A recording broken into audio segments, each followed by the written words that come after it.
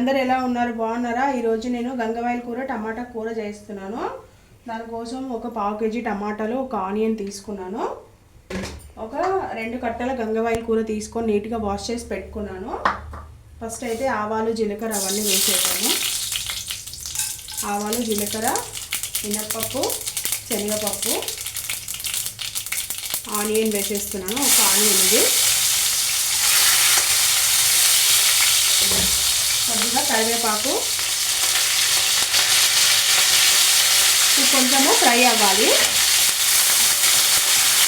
Ginger garlic paste కూడా వేసేద్దాము మనం ఇందులో.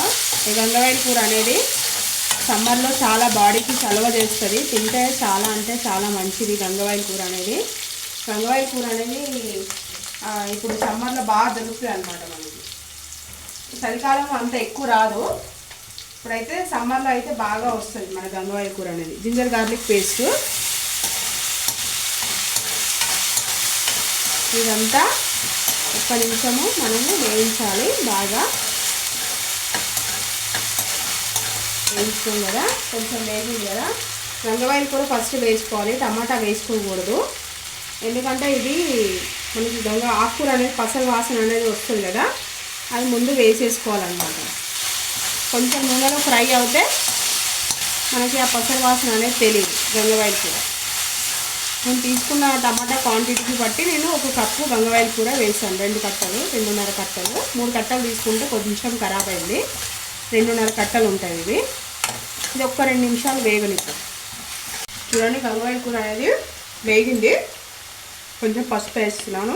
పసుపు వేసేసి మనం టమాటా కూడా యాడ్ చేసేసేయాలి. ఇప్పుడు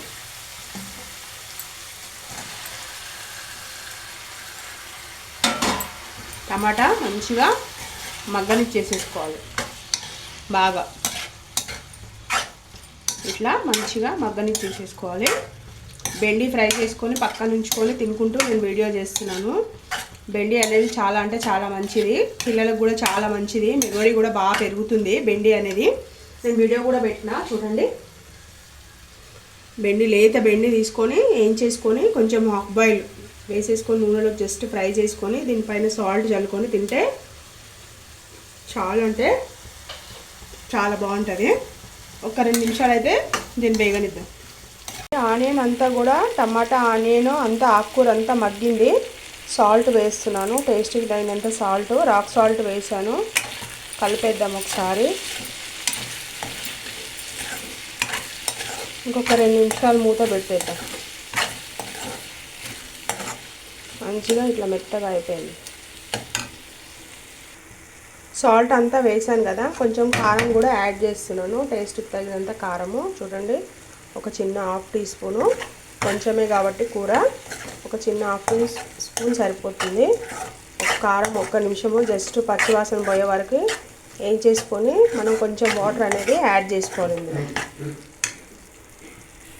కారం అంతా వేస్తాను కదా, మగ్గిపోయింది కదా, ఒక చిన్న గ్లాస్ వాటర్ అనేది యాడ్ చేస్తున్నాను, సరిపోతుంది. ఒక 2 నిమిషాలు అయితే గంగవాయిల కూర టమాటాని అయితే కుక్ అవ్వనిద్దాము. మీద నుంచి కొంచెం కొత్తిమీర వేస్తున్నాను. ఇది మంచిగా కుక్ అవ్వాలి ఒక 2 నిమిషాలు అనేది.